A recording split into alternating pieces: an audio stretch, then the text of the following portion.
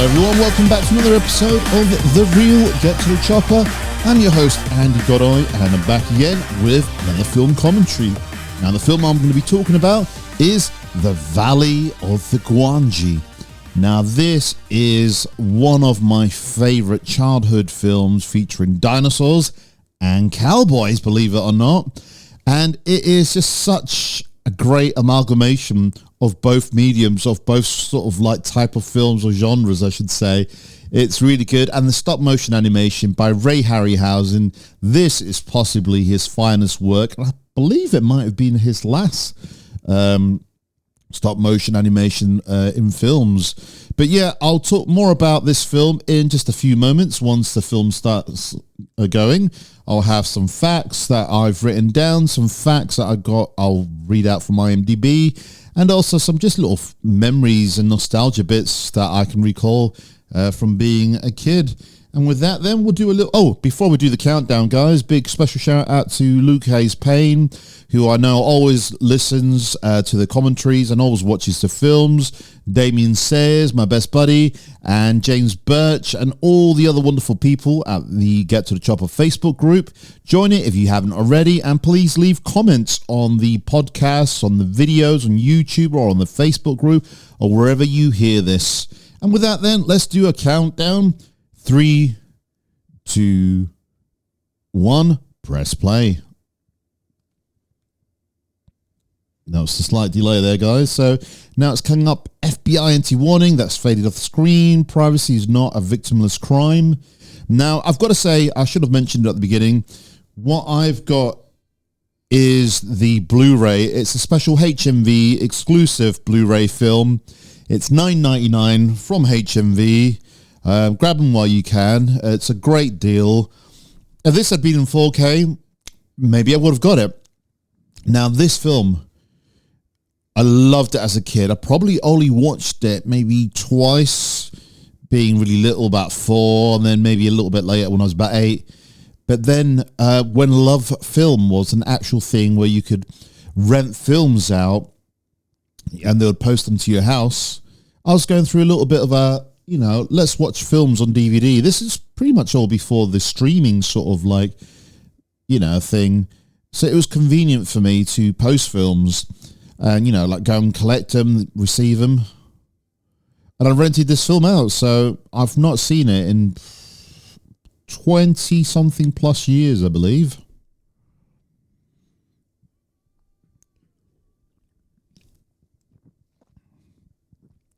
Now, so far, I feel this is the oldest film I've watched in my commentary.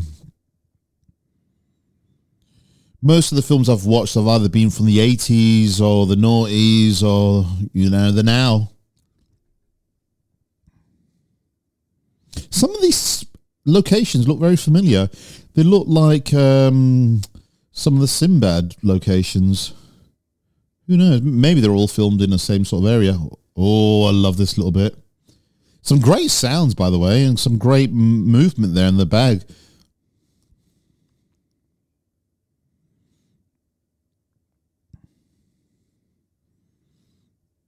Miguel looks like he's on his death's door.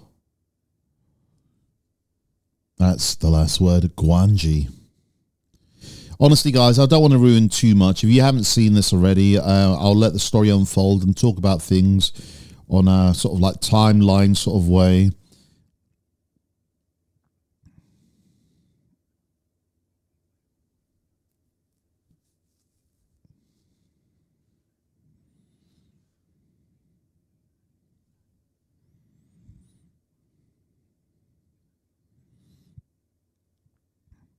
Now, this does make somewhat sort of sense. Obviously, they're in this village in the middle of sort of, I can't remember if it's Mexico somewhere. So obviously people might have encountered things like this before and obviously always met with death or worse than death. I love this theme tune. The Valley of Gwangi.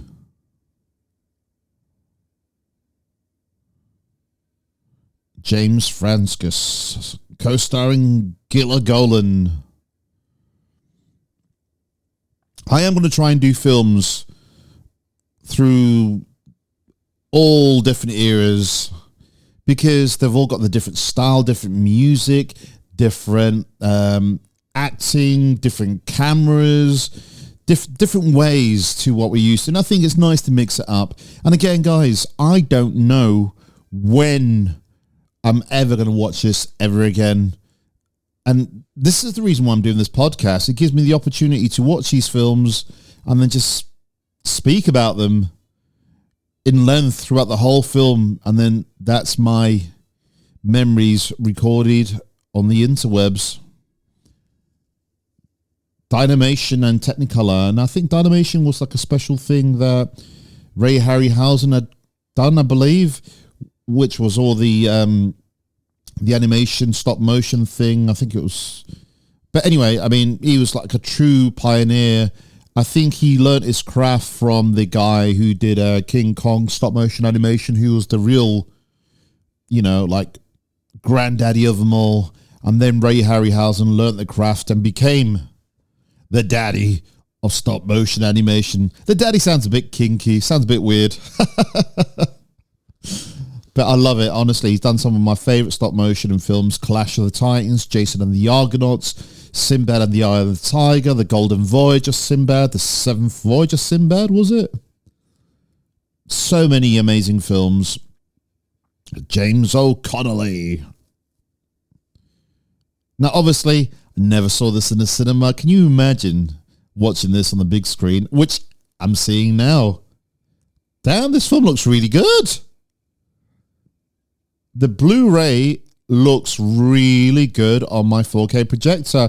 The colors are popping. The reds are really red. The green are really green. It does make me think, if it had come out on 4K, maybe it would have been worth it. I believe this is like a troupe for some sort of like fair or something that's coming along. Like the carnival or something is coming to town and everyone's celebrating it. There's a cowboy there. Oh, there's do you call them cowgirls, cow ladies, or just... Oh, I love this film. I also love the lasso. I always wanted to learn the lasso. I think I'm that age, actually, where I want to do like what they did in that film with Billy Crystal, where they go off and become cowboys because they're getting older and they want to just do something different with their lives.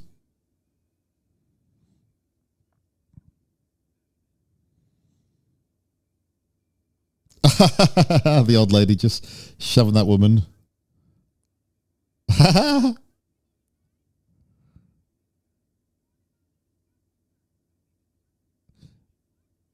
But this is really bad dubbing for that kid.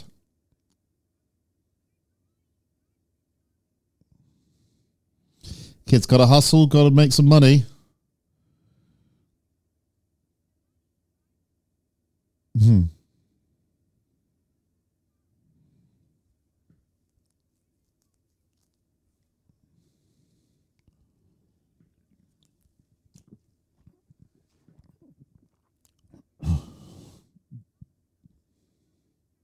Oh, Lope. Smart kid. 10 pesos.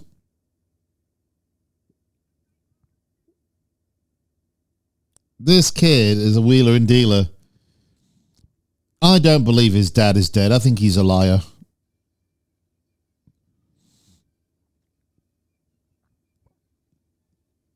I've got to admit, like films shot on film, proper 35mm, they hold up well because it just goes to show like the cameras they were using, they would capture absolutely everything. So again, watching films from this era, watching them on TV, the TV really did them no justice whatsoever. This is quite incredible. I'm really enjoying this. It's really grand. Oh, some cowboys there, some Native Americans doing a show where they're sort of having a fight. They're falling off horses. There's fire, putting on performances for everyone. Hell of a show. Well, I mean, it's hell of a show with like the carriage is on fire.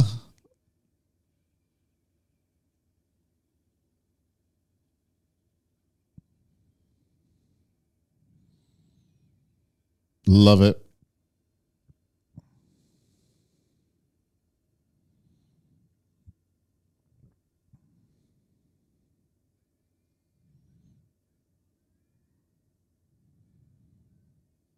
Do like this sort of like arena type thing. It's like a stadium.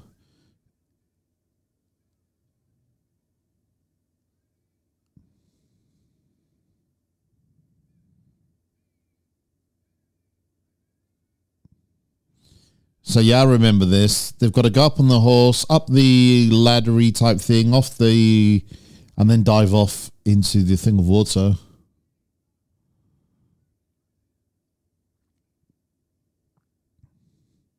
And I like watching films from this era. Like I said, these weren't actors, like, they're different to what we get now.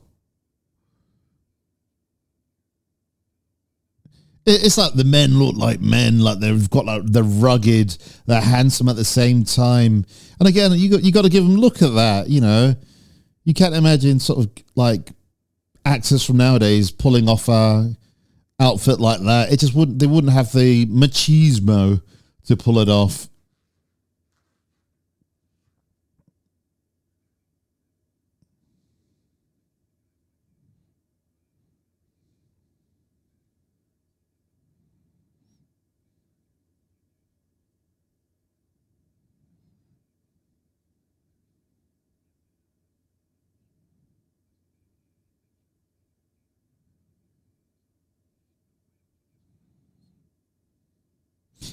Honestly, guys, I can't get over how good this looks on Blu-ray. And again, watching it on 120-inch screen, you know, I've not seen this film on a screen like this before. And it is incredible. I cannot wait to watch the Ray Harryhausen stop-motion animation. Memory serves me right. This attractive lady here who's on the horse, I think when they jump off the thing, there will be some stop motion on the horse.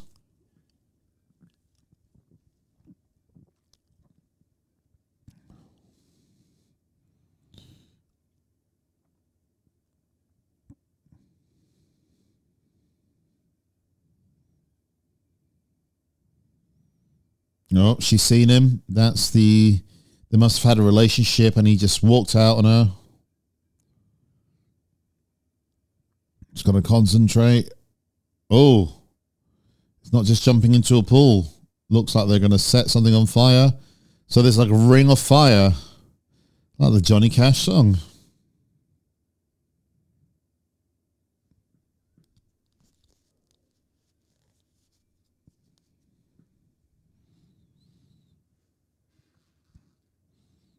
And I love the look that all the actors, men, women, have. The makeup, the style, the way they dress. Here we go. This is definitely like a stop motion thing there or something. You could see the camera looks a little bit more grainy when she's up on the thing. Everyone's waiting. The band is waiting. I think they're going to stop all of a sudden. She looks nervous, and rightly so. I feel sorry for that horse because people did stuff like this back in the day. That's a beautiful horse, you know. Looks like something you get in a video game.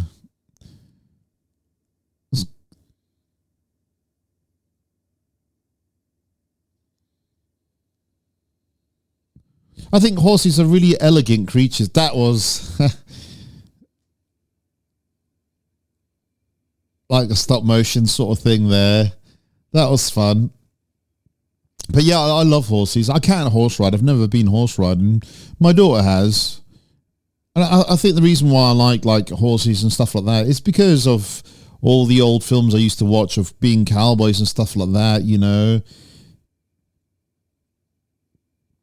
Other animals I do like are stuff like wolves and stuff like that. I just find them very graceful, very elegant.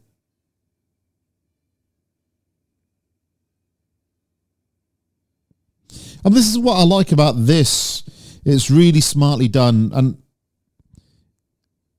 And I talked about it before, two genres.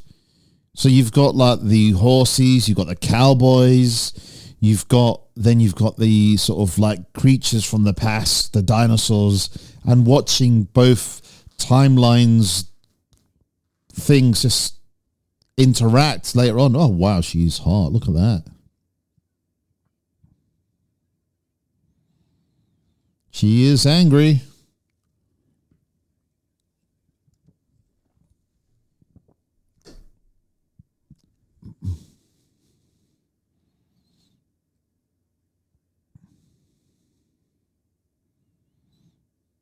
I do love the way they dub these films as well. Bring her across his knee.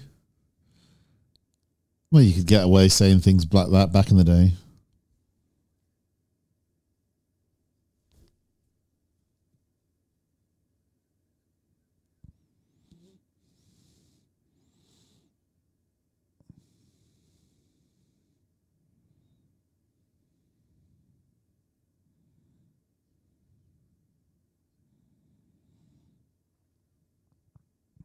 Her voice seems a little bit off with the dubbing. His seems spot on.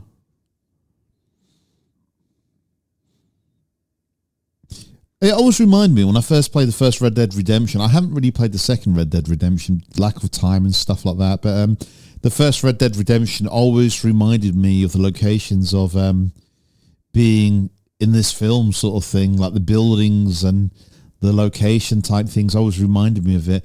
And I know in Red Dead Redemption you had the Undead Nightmare, which was zombies, but I was always hoping in Red Dead Redemption you'd discover a hidden valley filled with dinosaurs like this.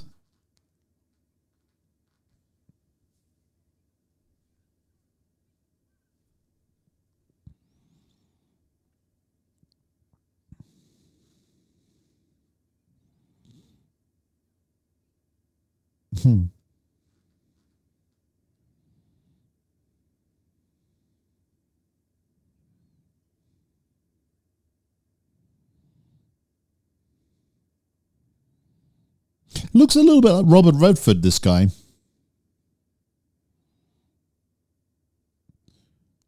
One of the films I will be getting soon, actually, is Lawrence of Arabia. Now, I don't know if it's my sort of film. I've never seen it.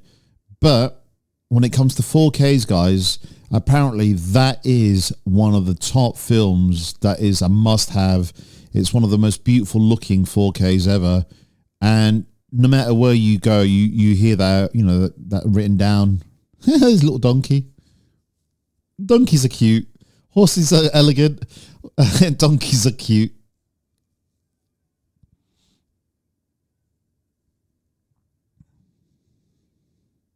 A client. Wow, this kid's wheeling and dealing all over the place.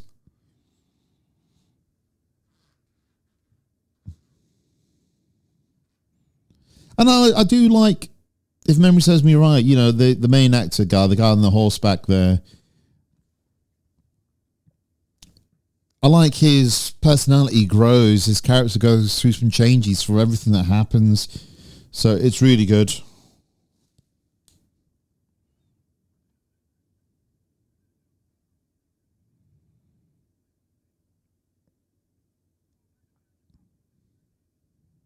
Bromley.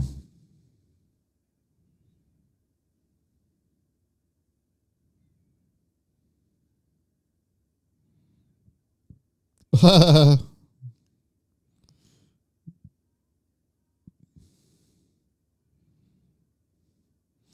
yeah, this film came out apparently in 1969. So the main guy who plays Todd Kirby is James Franciscus. And this Professor Bromley is Lauren Naismith. The director of this film was Jim O'Connolly, like we featured before.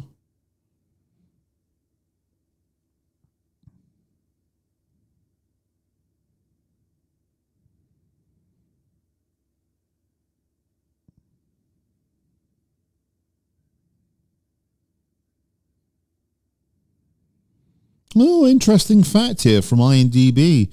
So when this film was first conceived, it was supposed to have been a follow-up to King Kong in 1933, but it was never made. But there is an early black and white version of the Cowboys in Africa footage. You know, it was shot and that ended up being used in Mighty Joe Young in 1949. I definitely will be doing King Kong, the 1933 version. I think that is Blu-ray. Might be on 4K. If it's a 4K, I'll watch it. And then I'll watch the remake that Luke mentioned recently that you'd like me to watch. So I think I'll give that a go.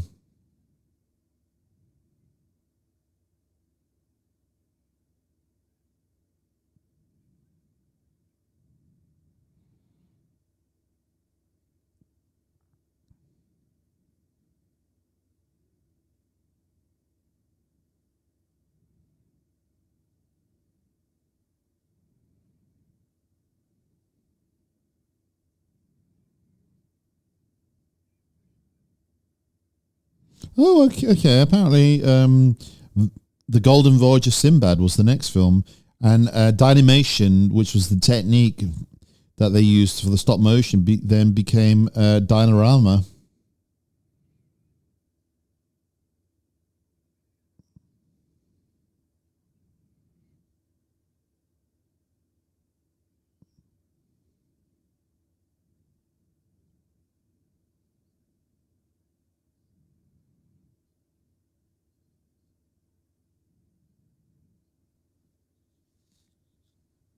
Wow.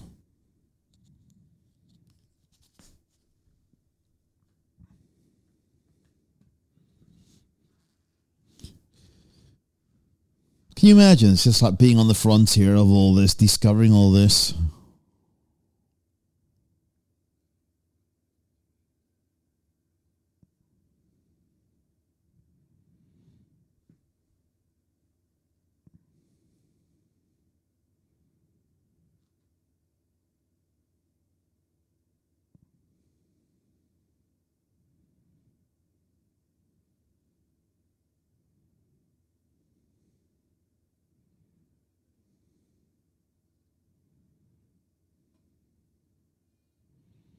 All right, the bull. I'm sure I read somewhere before that this was filmed in Spain.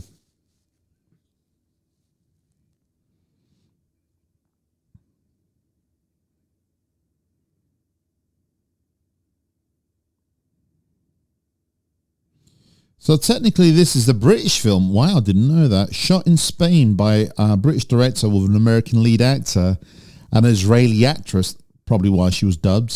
A supporting cast of British and Spanish actors, post-produced in England and released through a US distributor.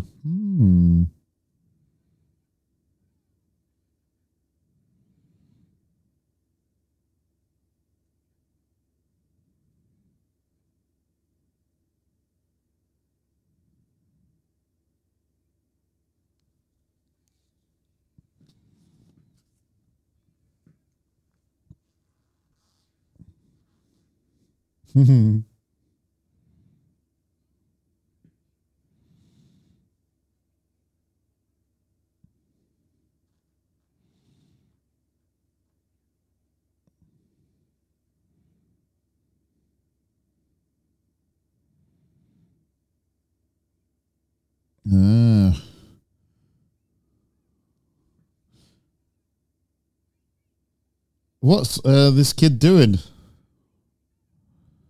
Oh, he's for all his business sense, wile and guile.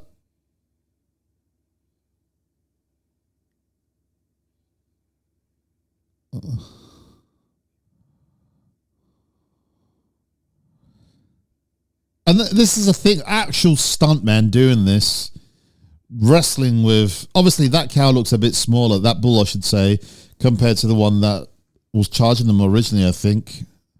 Now that one looks a bit...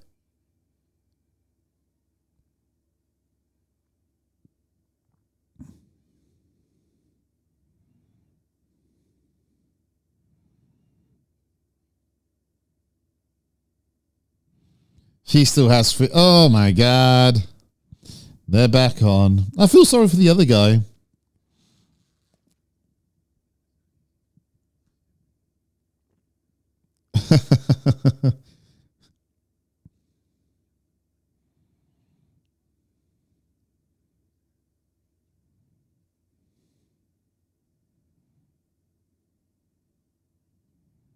Did he really save his life? Because I'm sure this guy had already jumped a fence.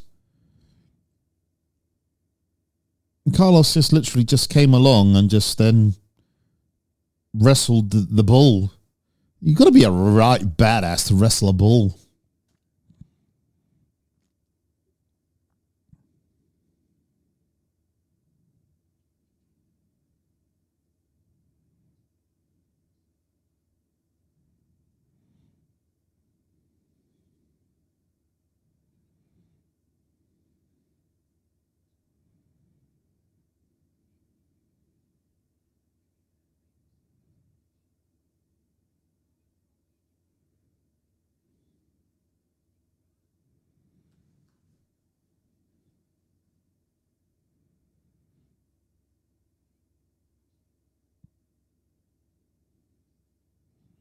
What I like about this film, it's got real character development, you know, like the story of this guy, the past lives that these ones have, the rekindling of it, you know, their business, her business, like sort of not doing good, really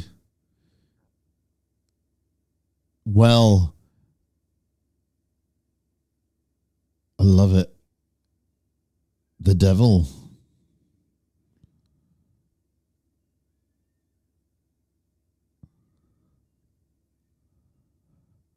It's like a little horse.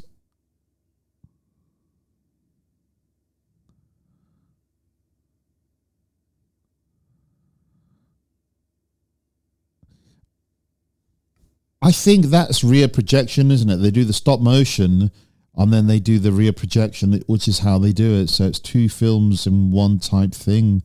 But again, fantastically done, which is why it looks slightly more grainy when they're in the background. You don't really notice as much when watching it on TV. I think CRT would be a bit more seamless. Watching it on HD TV was a little bit different. But watching this on a 4K projector, I'm still quite impressed. Wow.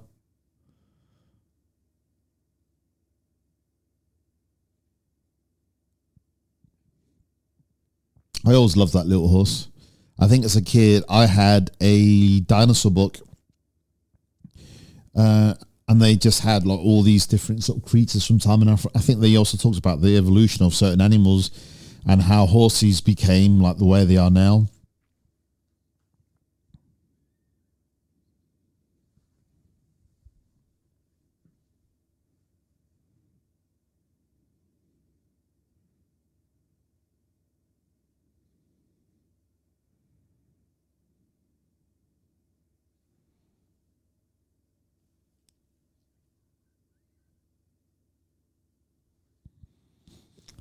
The skill to do this, for them to be looking and focusing on this thing, and for Ray Harryhausen to animate this thing where is really good.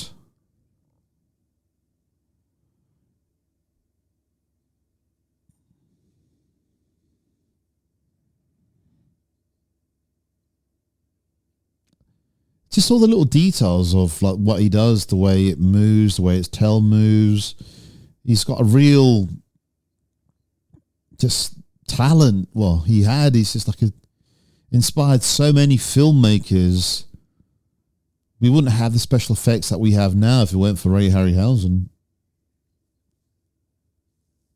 Look at both these guys dreaming different things.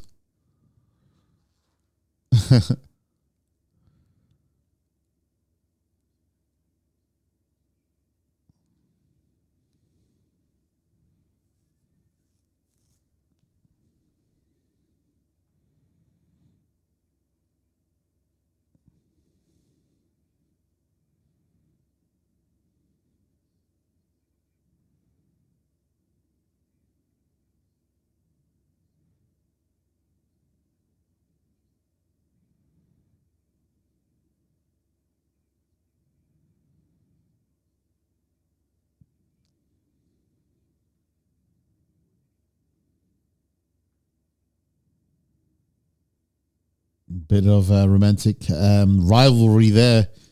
Carlos like that lady as well.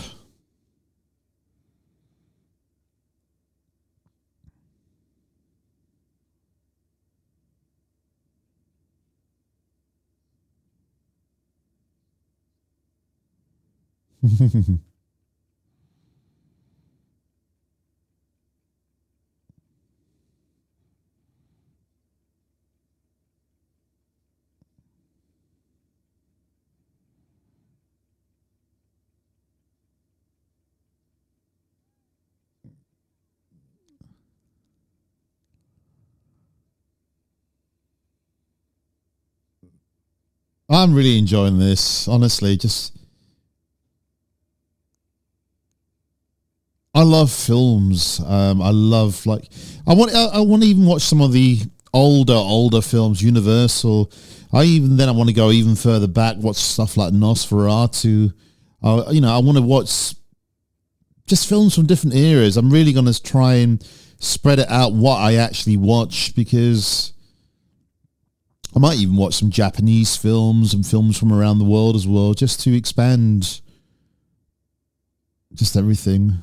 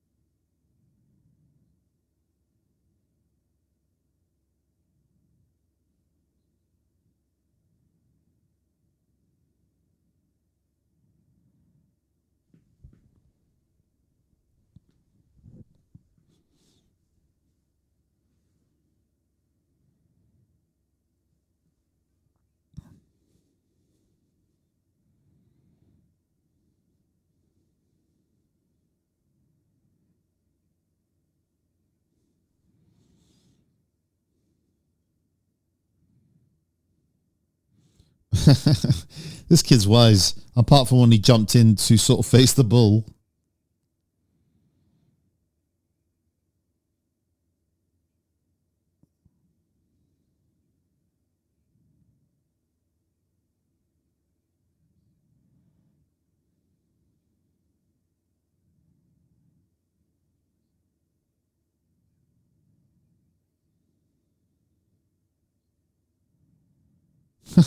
This kid's...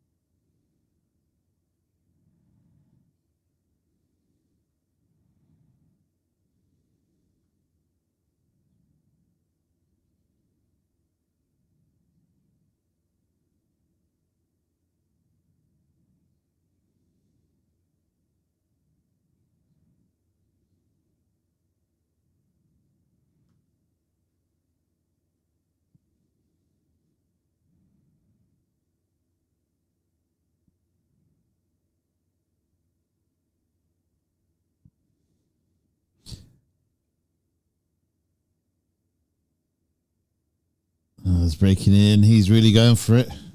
Come on, there's Carlos in his little red suit thing. Come on, Carlos, you can take on these guys. Oh, no, he's got... Come on, he took on a bull. Oh, actually, he's holding his own. He got taken out by that little guy. He's the first one I would have gone for. Now, this is an interesting contrast, this little guy and the little horse.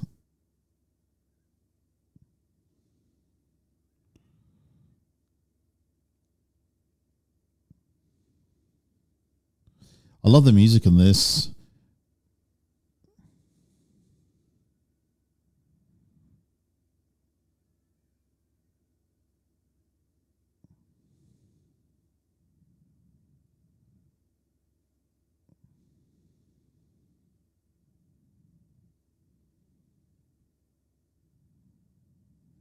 Come on, wake Carlos up.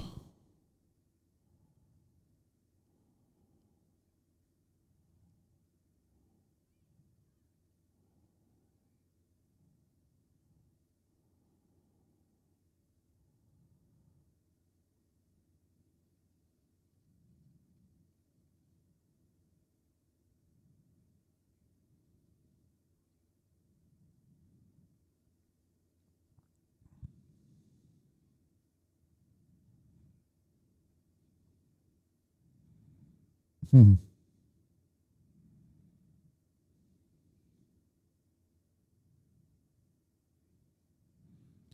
What a liar, Carlos.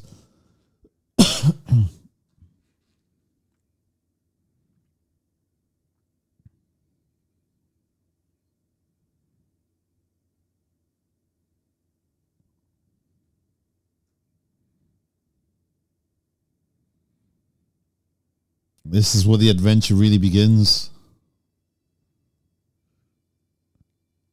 I think this is the first film I've seen where everyone's on horseback. And again, that's why I say I really like horses, because it's part of my childhood, watching films where people are riding horses and music like this and scenery like this.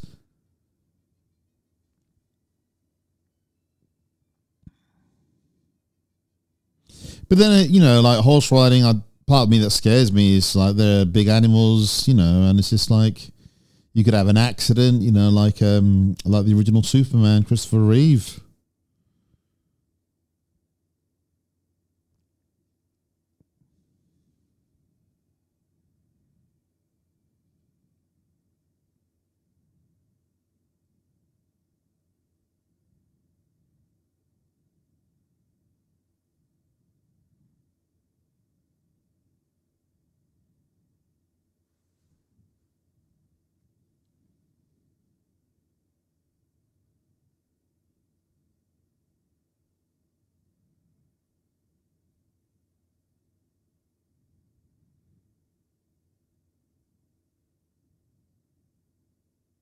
I can genuinely believe it's absolutely boiling out there. You're out in the open, no real shade.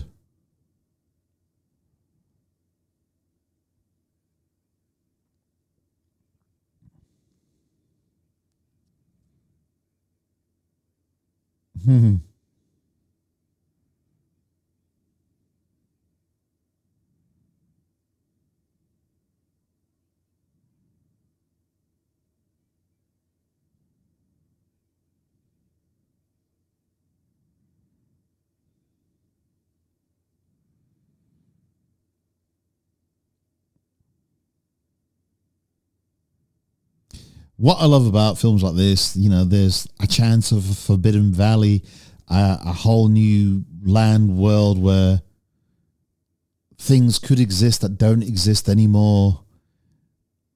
Back then, we didn't have all the technology we have now, like massive satellites or whatever. So there's that chance that something could exist, and the lack of technology as well just really makes it more believable.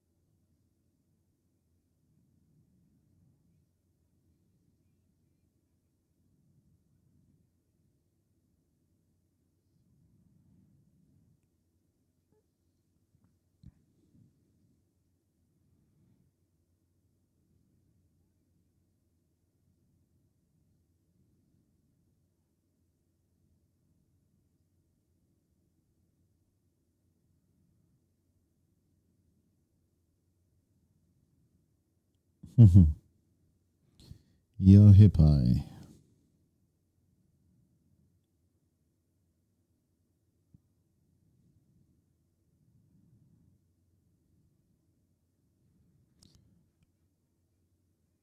That kid's voice.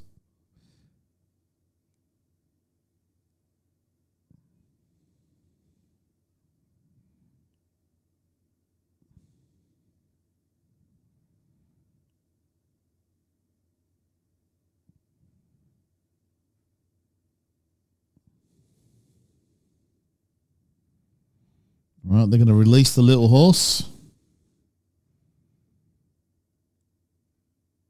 Off it goes.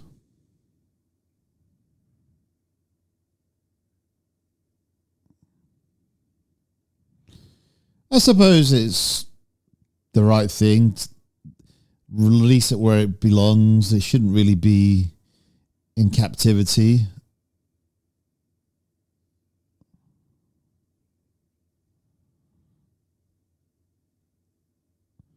It looks like they are standing in front of a screen.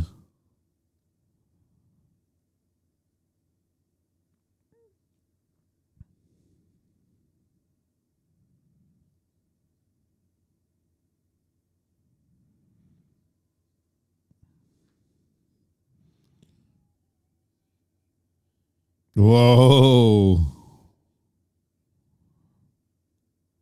Oh, look at that blood.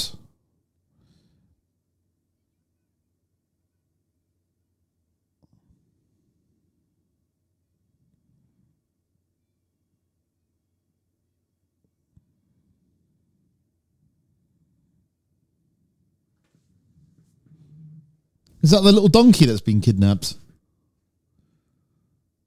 Oh, poor little donkey. Oh, poor little thing.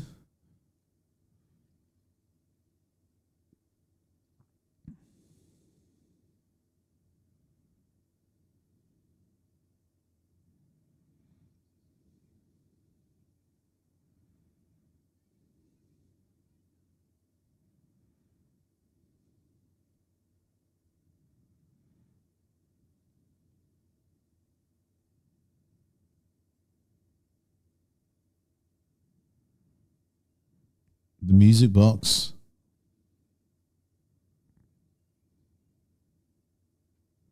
Hey, good lasso.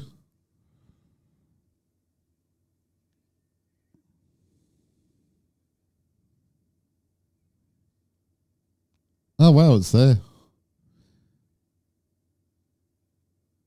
Why don't they just lasso it?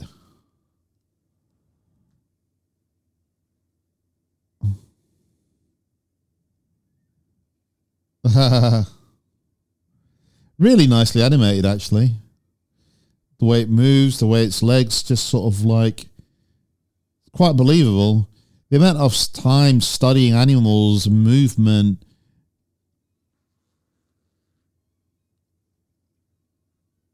That looks incredible from a distance. You'd believe that was real. Obviously, when it's this close, you're like, yeah, it's not quite real. But you know what? I still think the stop motion animation is more believable than sometimes CGI, because CGI just doesn't look right.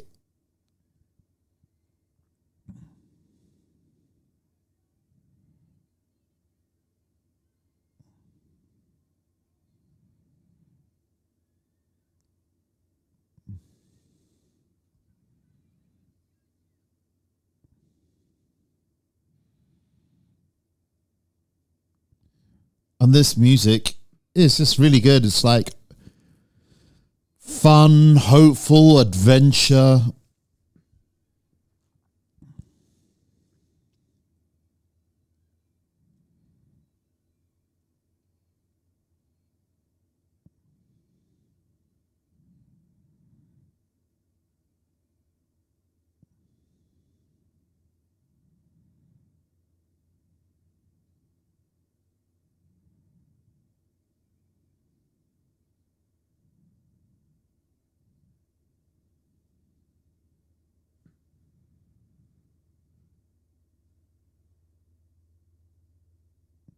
I wouldn't be crawling through there. I just can't be dealing with sort of like tight spaces and stuff like that. No way.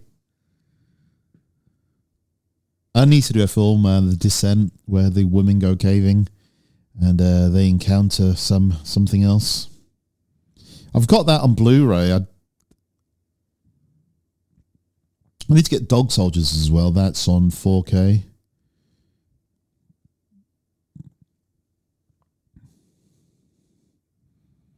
There is a film that I need to get. It's called Gorgo. It's like a British version of Godzilla.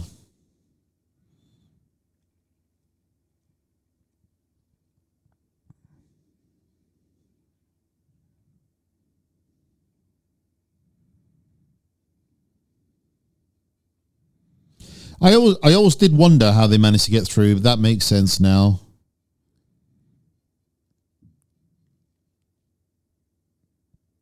So that valley there was all sealed off by time, so things couldn't escape. Nice big convenient tunnel to go through. And again, filming on location is just something now that when it's not done, you can tell. Like this is believable because they're in a place like this. I'm not saying they're in a Lost Valley, but you know, the location is believable, you know. Love the music.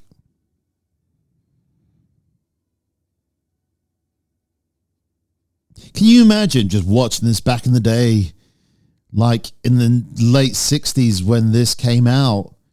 It must have really blown people's minds and imaginations. I mean, me seeing this as a kid, sort of in the 80s, impressed me. You know, it wowed me beyond anything I could just... There's another film actually I want to get, 100 Million Years BC, about cavemen. It's got Raquel Welch in it.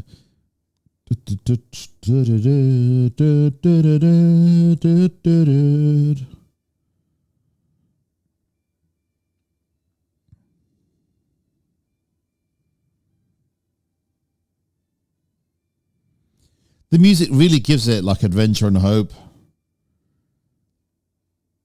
And I feel of epicness. How big is this valley? How enclosed is it all?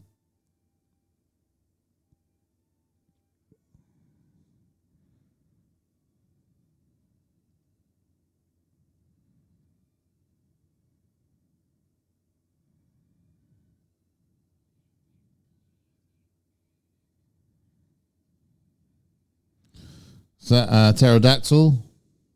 Love it.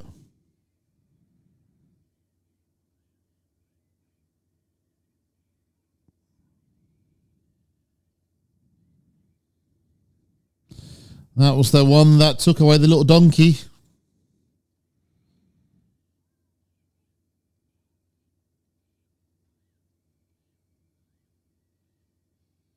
Has they got the little kid? Yep.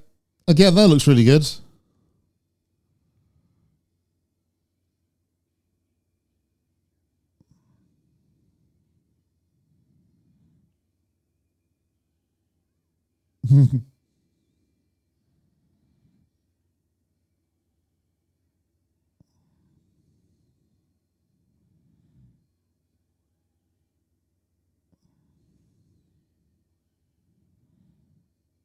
Nicely done there.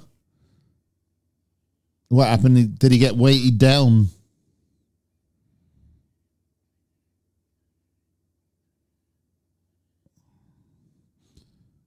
Oh, it's hitting him with the wings.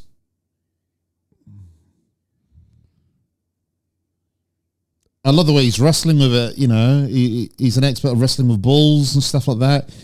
That looks good. Again, all sort of like prosthetic, sort of like big models. Incredible. The other thing is, though, it's very blue there. When he's up close, it's not very blue or purple.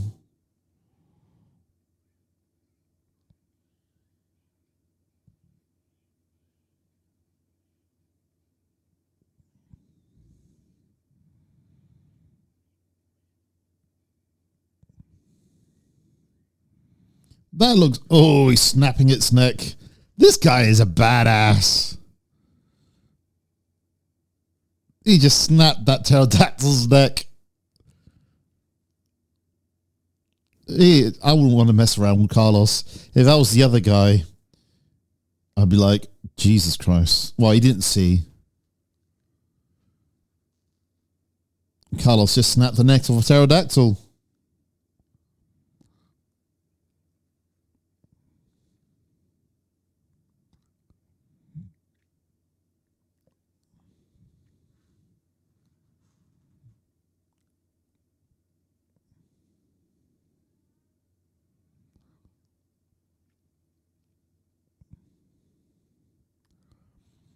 I'd love this.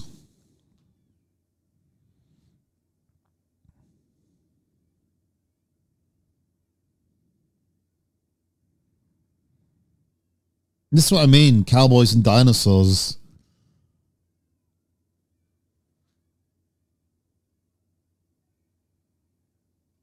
Oh. Poor little dinosaur. There's Gwangi. Don't know what sort of dinosaur he's meant to be. That must have been scary, you know.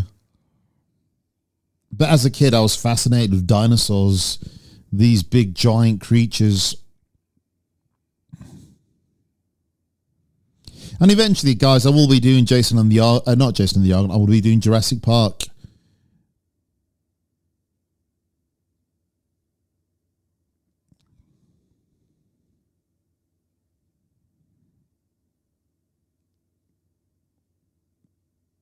Well, it is now.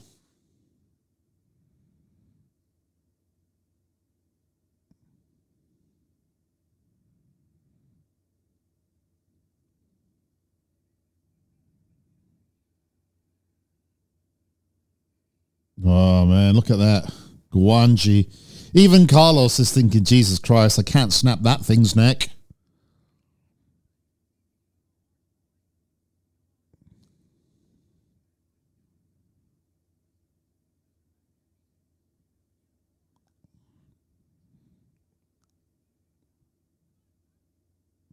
Well, see you later.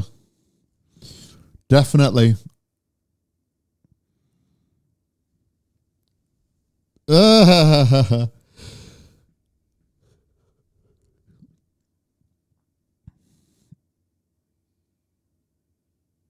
Run, Professor.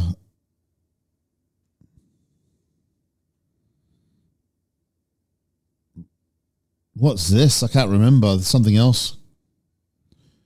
Oh, it's not a Triceratops. It's one of the other ones.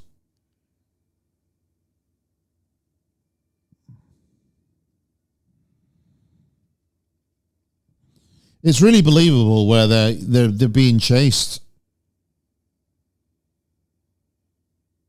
I do wonder why all the dinosaurs are the same color, though. They're like a very blue-purple type color. Not all of them.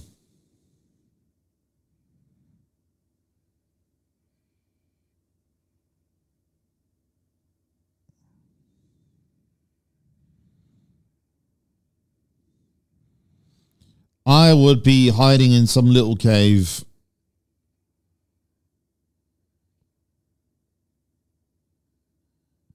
I always loved dinosaur battles as well. They had one similar to this in 100 million years BC. Styragosaurus.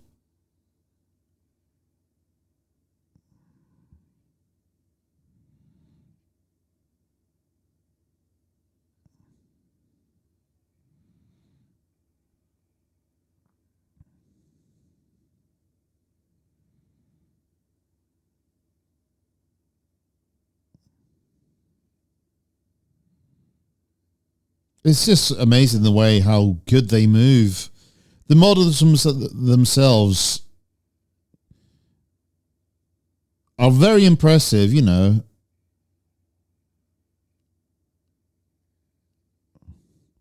Oh, they've had a standoff, face-off.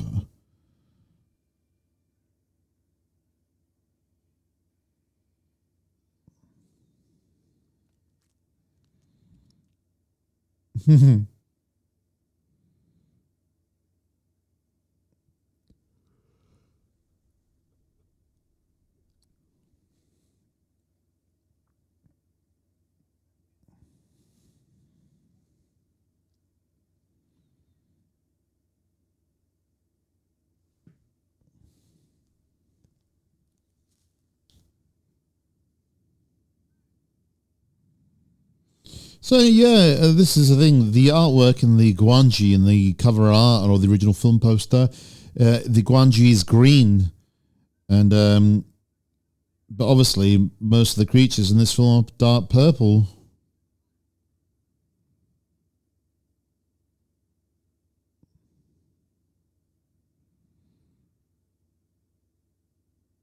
Oh, apparently there was a comic book made for this movie by Adele Comics titled Valley of Gwangi, and the movie poster art was used for the cover.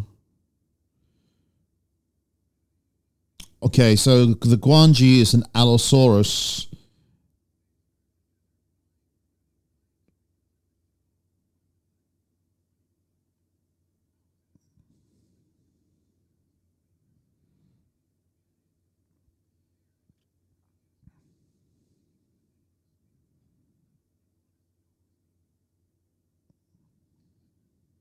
Oh.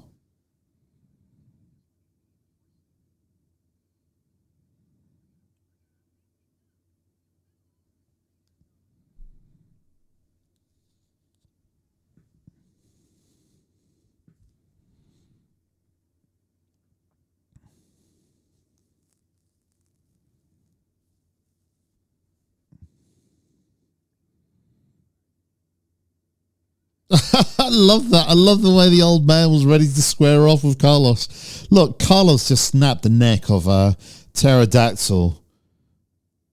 Now, I'm all for a good fist fight, but even if I saw some guy in a cowboy hat snap the neck of a pterodactyl, I would have to back down and be like, Jesus Christ, now this is a badass. I can't take him on.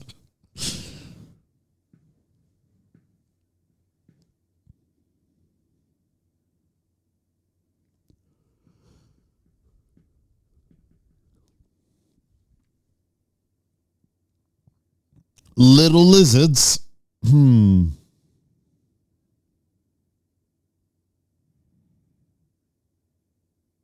don't think there is a real hole in the ground. I think you just put some plants and bushes there. Oh, sounds.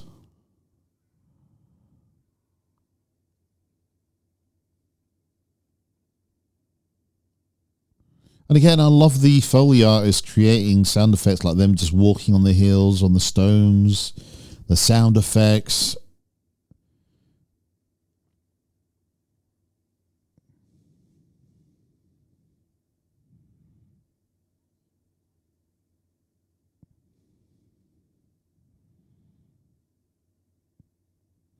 They've all got very white teeth, extremely shiny, especially him.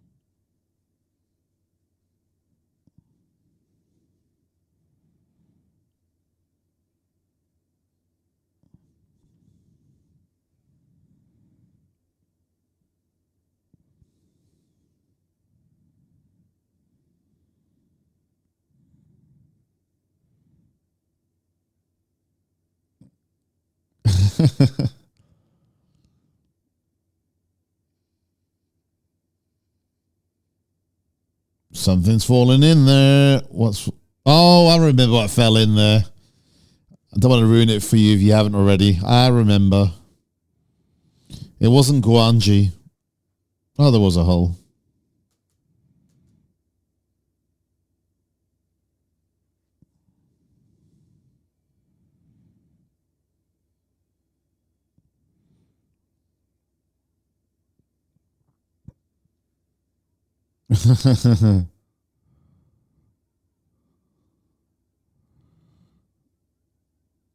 Surprised they didn't break his leg falling down there.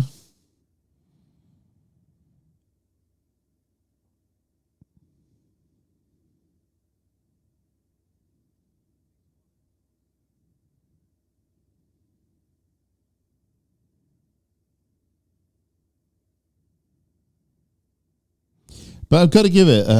It looks really good. The image looks really, really good. You know, like just them riding there, the desert.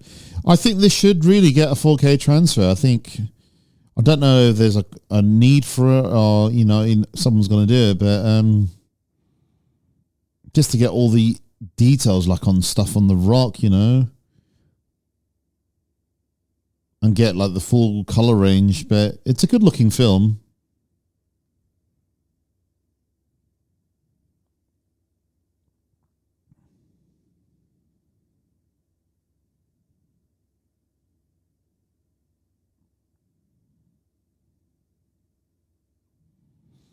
Oh, he's getting scared. Means Gwangi or something's around.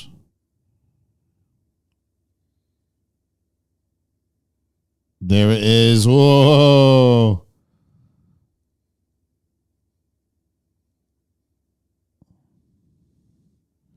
Get on your horse. And get the hell out of there. This is what I mean. It's believable. Maybe the illusion of the speed of Gwangi moving isn't believable, because surely it should be running. It felt more, it was going for a leisurely stroll, whereas these guys are actually, oh, good stunt there.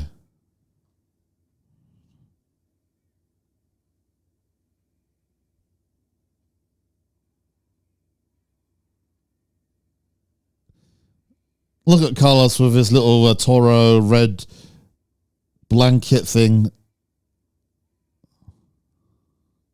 Oh, Jesus. Get out of the way, Carlos. You're not going to snap that guy's neck. Oh, no. Carlos is... No. Love it. I love it when you see man versus dinosaur and these sort of things. Something that's never going to happen, but you see it.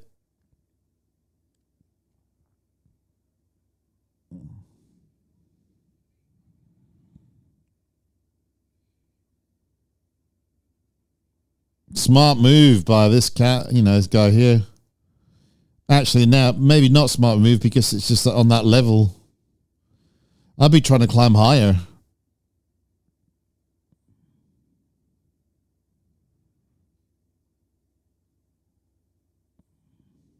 Suppose everything's so steep, there's nothing you can do, really.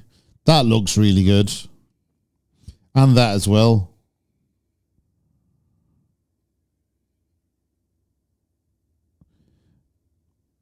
Was that like a... This looks amazing. Come on. How good is that? The dinosaur there.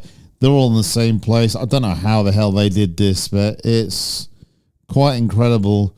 And it's just not the fact that they're on the same screen. It's the way like the horses are pulling and the way the dinosaurs interacting with them. It's pretty much seamless. It really is. Look, that is so well done. The amount of planning and precision of it all coming together is just incredible. Ooh.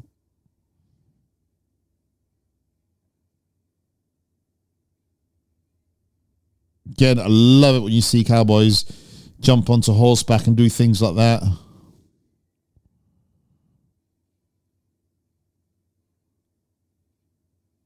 I love it. They're trying to lasso it. Honestly, it was so fantastical and amazing. Oh, well done.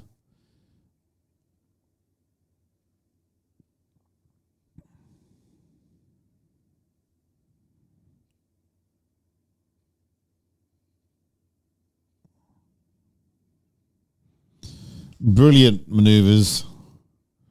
I don't know how many lassos or ropes they have, but that is a big creature. Uh-oh.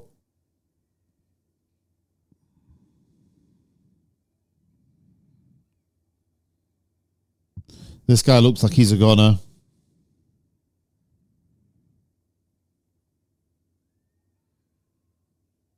Well done. Ooh, that was really well done.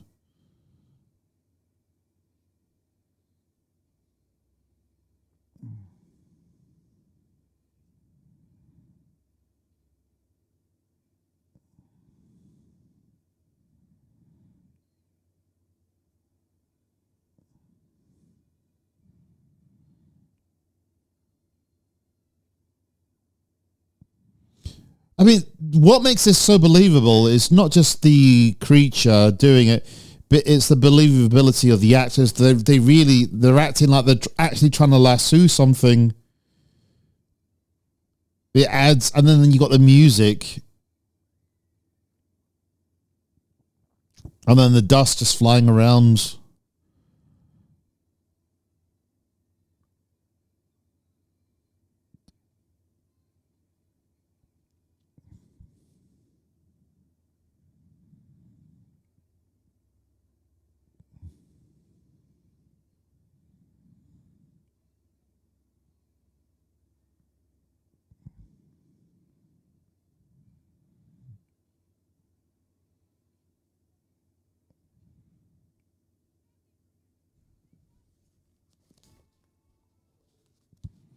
Uh-oh, then this thing. I'd forgotten this thing actually comes back.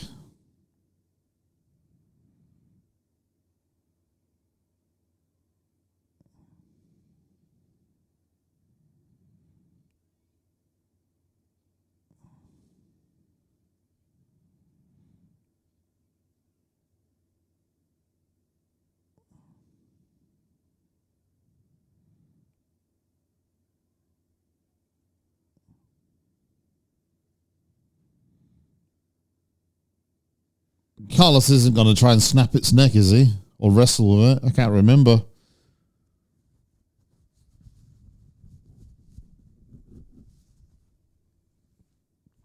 Oh, good move by Carlos. Start a fire.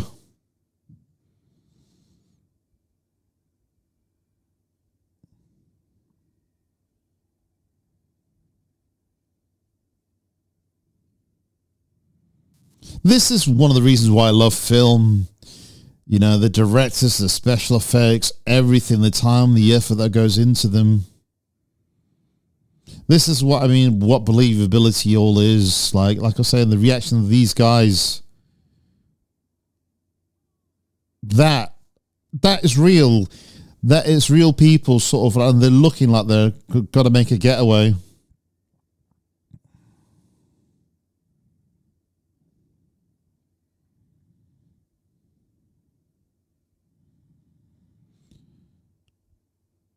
And with the Cowboys in the background, it's incredible.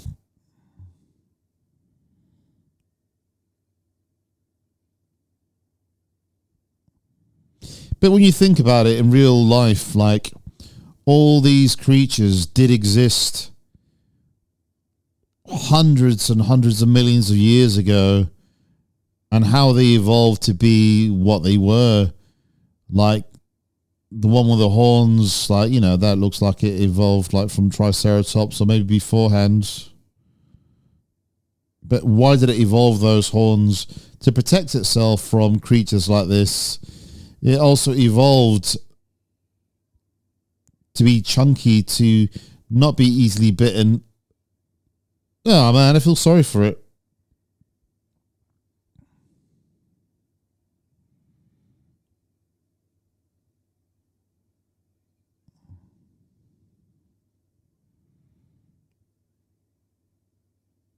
That is quite gory for a film on that era.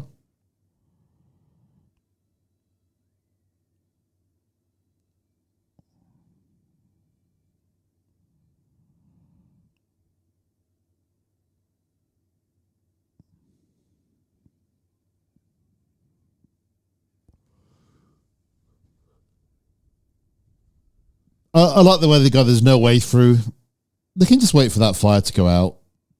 Oh, that's dead.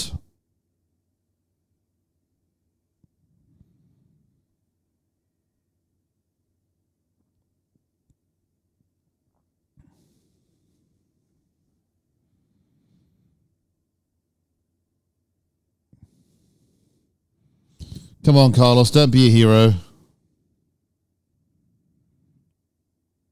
I suppose he's trying to lead it, trying to make sure it'll follow them. Damn, that's close. Oh, dear. Carlos. That horse is running for its... Oh, God. Carlos, break its neck. Come on.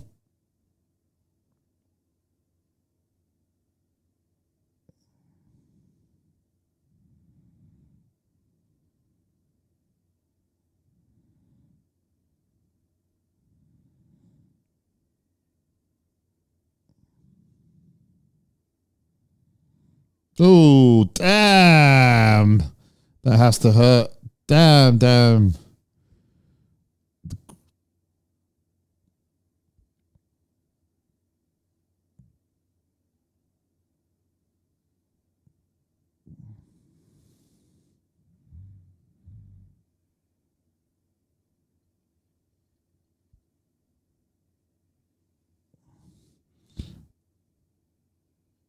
That looked a bit silly. That doesn't look too bad. Gwangi's got a concussion. He's going to lose his memory.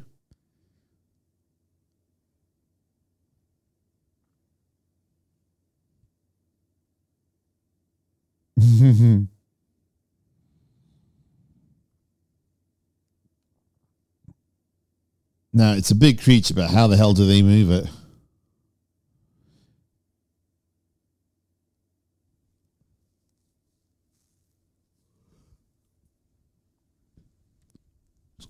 And again, I love that it's just there. They can...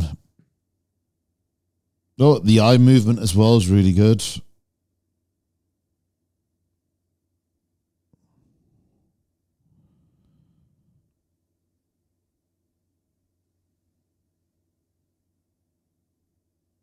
They've got it. They've captured it.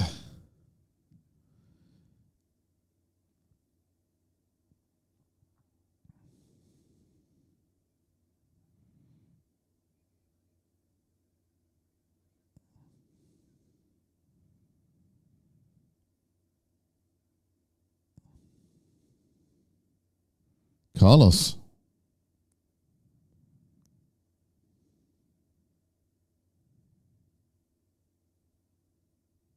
R.I.P. Carlos. Love that. Love it. Look at that. That is so good. Don't know how they put together that carriage so fast, but they're very talented people. Feel sorry for Gwangi. Got to have some sympathy for the thing. It is just an animal after all, and it's captured.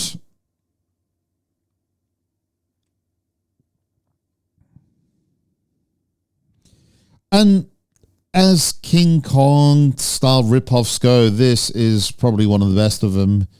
You know, it's not a giant ape. It's not like set like in the same sort of element.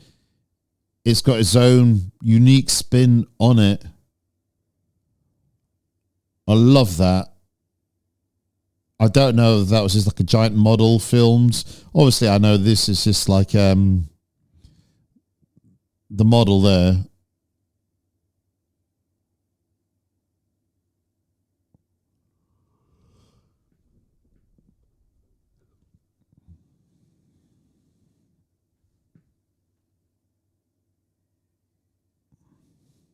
I just love how it looks and how they look.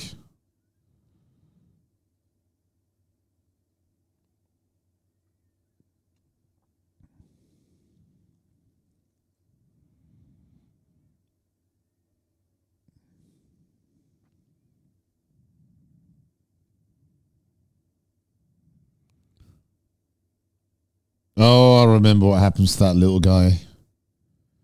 She looks not happy.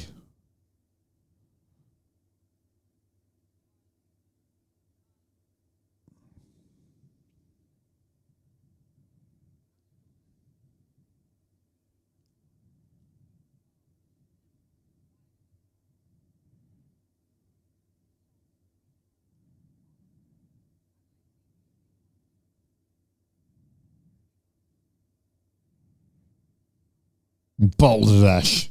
I'm going to bring that word back. I'm going to bring the word balderdash back.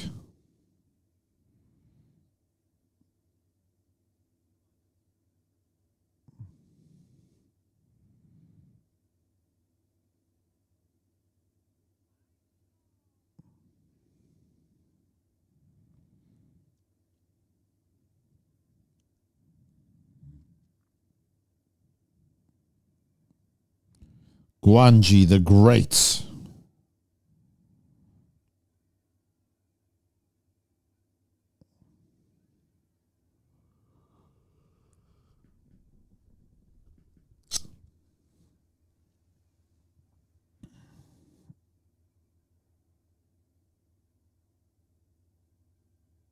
Again, back in that sort of arena stadium thing.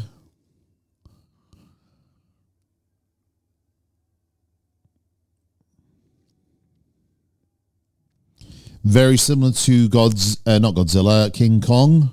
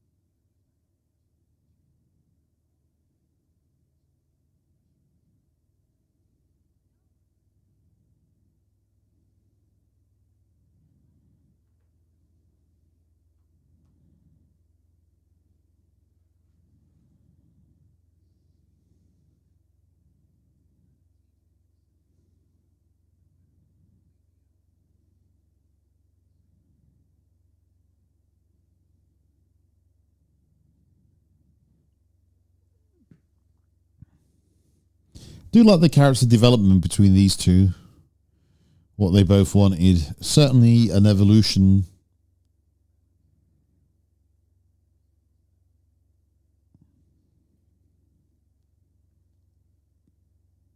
Love the delivery and the writing, really, of the era.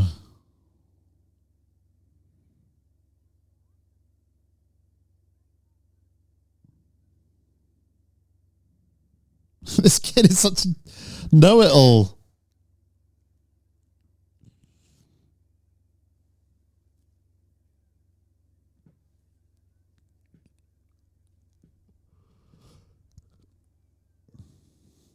Yeah, I remember what happens to this poor little guy with a little red headband. Feel bad for him.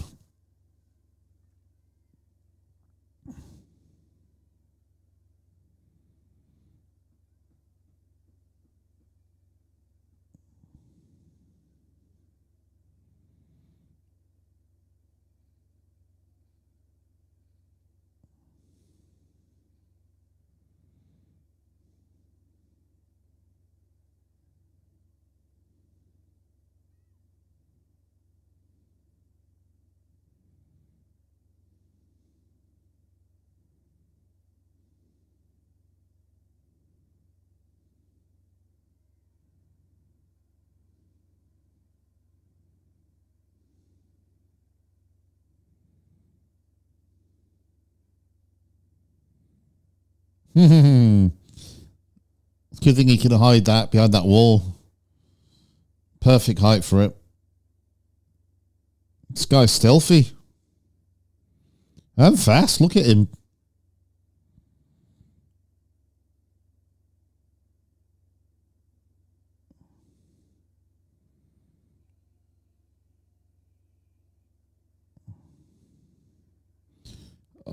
Wow, look at that elephant.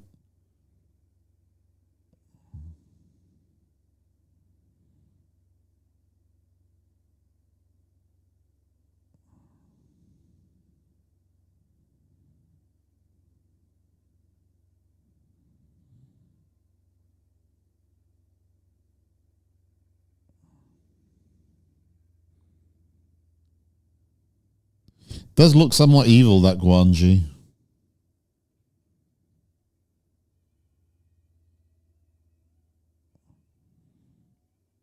That elephant does not sound happy.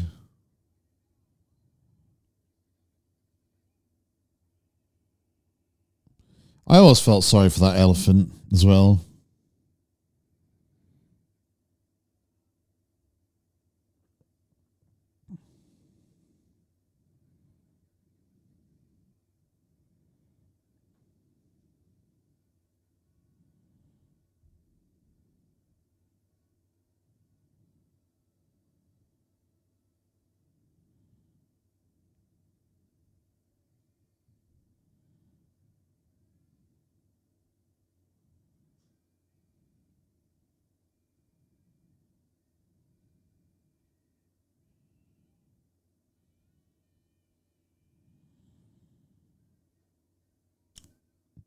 It's quite a weird sound the elephant's making, quite haunting.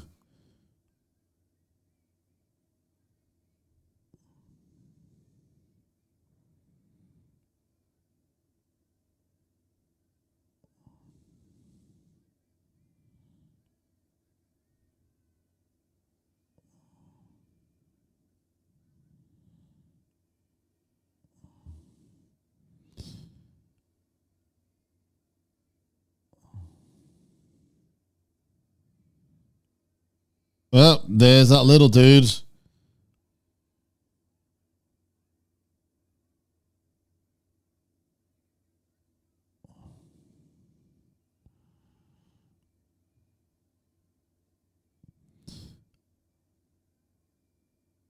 They don't know what's going on.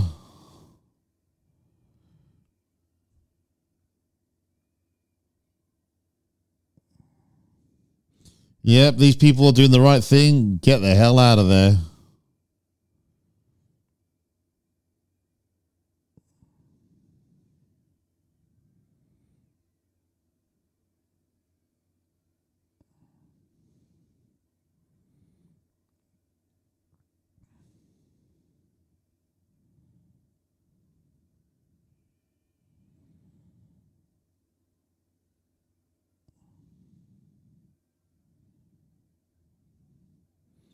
I can't believe he didn't know what was going on. Sees all the chaos.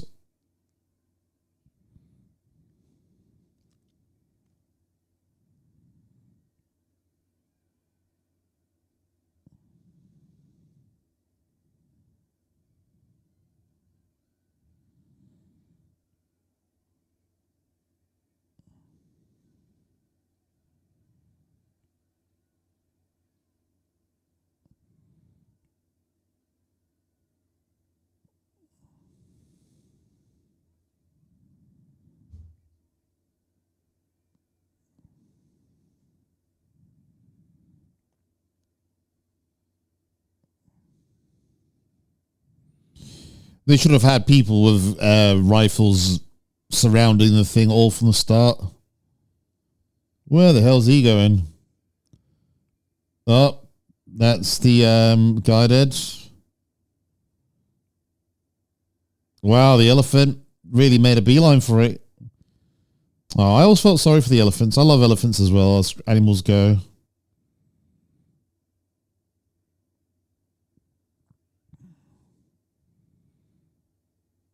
Oh, I feel sorry for it. I know it's not real.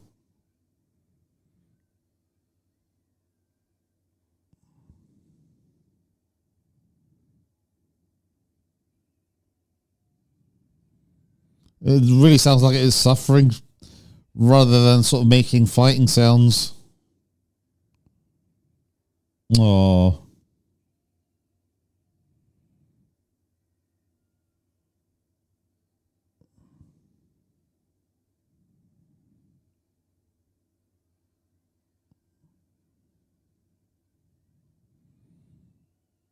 Oh, poor elephant. R.I.P. elephant. R.I.P. Baba the elephant.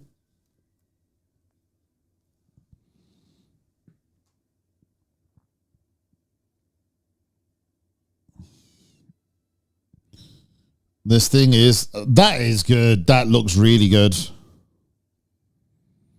And with the music and everyone running around in chaos. Oh, it's got someone there in its mouth.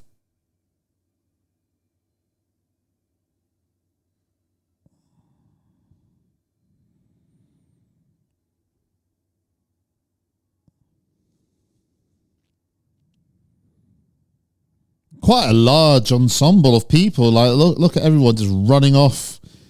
Everyone trying to escape. And again, this being shot in that little town or village makes it more different than just what would have been a generic King Kong ripoff. You know, the scenery is beautiful. This is like the giant church. Oh, yeah, I remember this. Things like that make it memorable. All the stunts.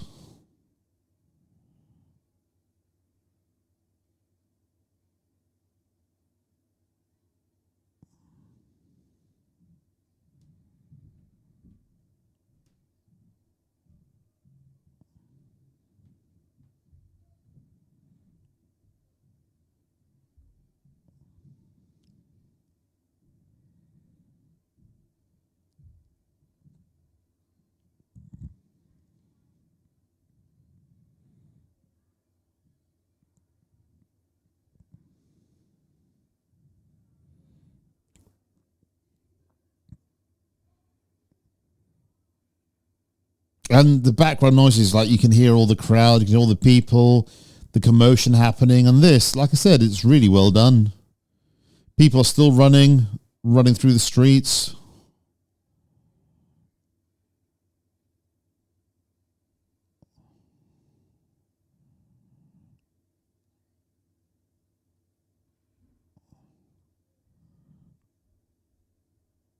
Yeah, that's going to do the trick, throwing your rifle at it. That cowboy there, for some reason, looks a bit like Rob Brydon, the comedian.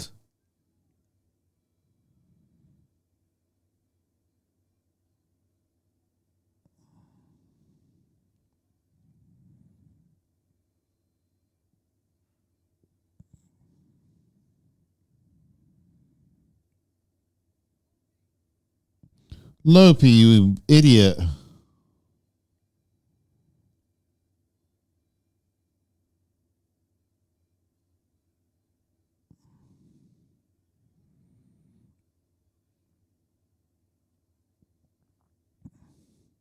I don't get why those doors should be that heavy. I mean, how do they normally open them and close them?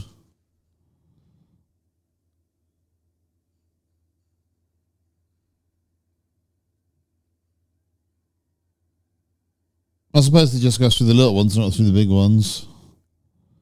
That's really well done, actually.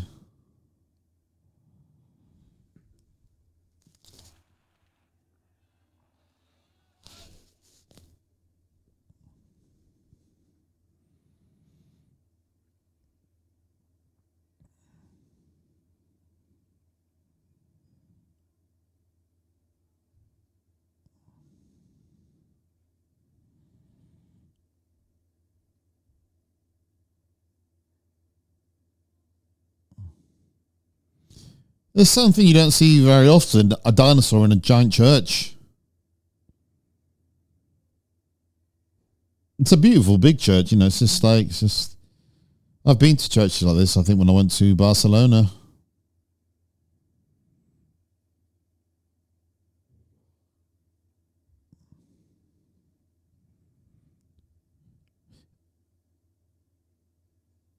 I've got to say, I've really enjoyed this film, you know. That was just really excellently, you know, done.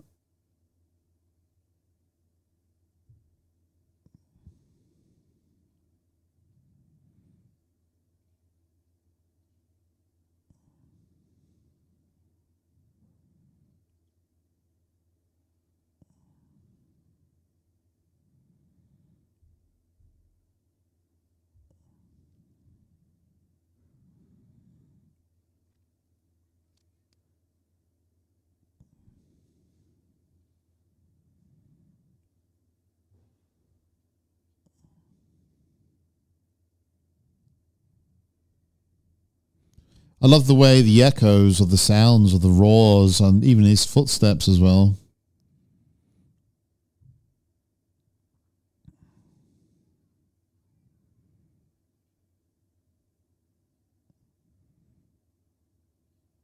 The only thing I find is like the size proportions of the Gwangi changes from time to time. Sometimes it's bigger, sometimes it's smaller, depending on the scene.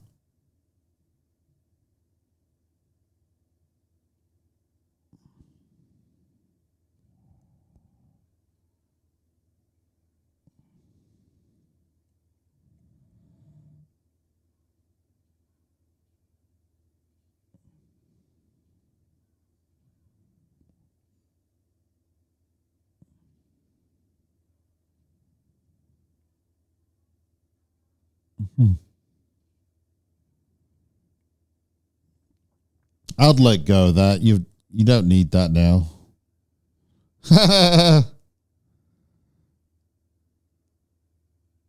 Well, I'd keep on pressing that if it scares them.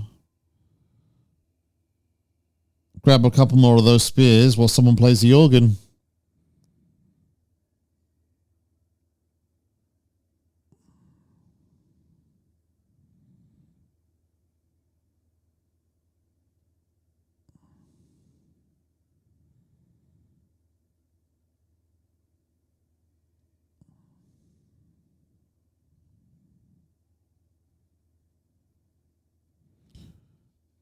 When in doubt, just use fire.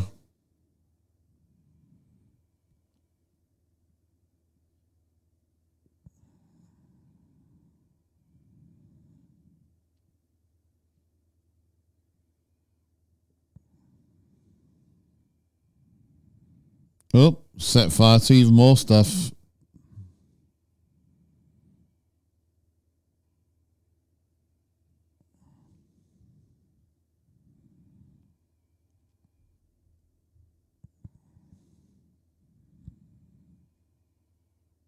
Got to feel sorry for it at the end. It should have never have been taken out of its environment. R.I.P. Gwangi.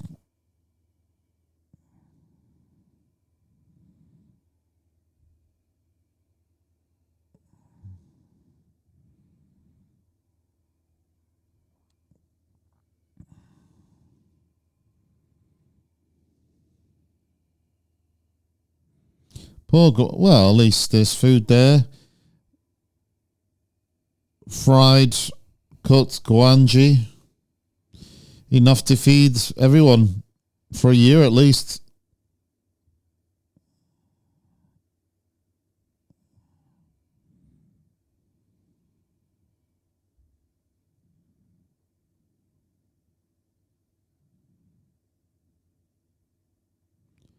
R.I.P. Gwangi and the church.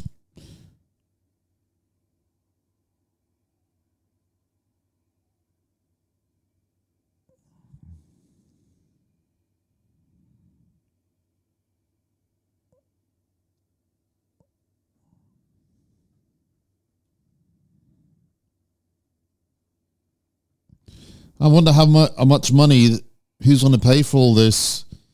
The organizers are going to get sued. They're in trouble. So much for their dreams of having money to have a big ranch or somewhere.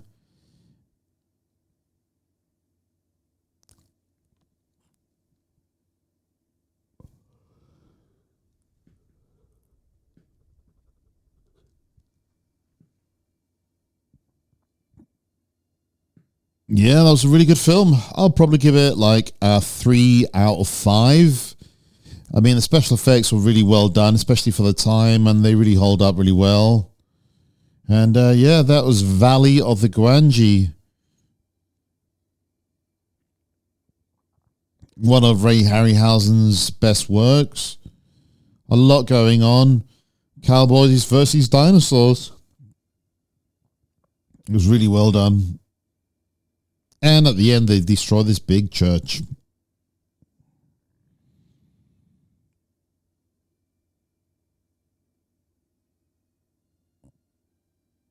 The end. And with that then, guys, I have been Andy Godoy. Hope you enjoyed that as much as I did. And you get one of these things where it shows the actors and the people in the background. Big shout out to Lucas Payne, James Burge, and my good friend Damien Sayers, and everyone else at the Get to the Chopper community. I've been Andy Godoy. See you all next time. Goodbye from me.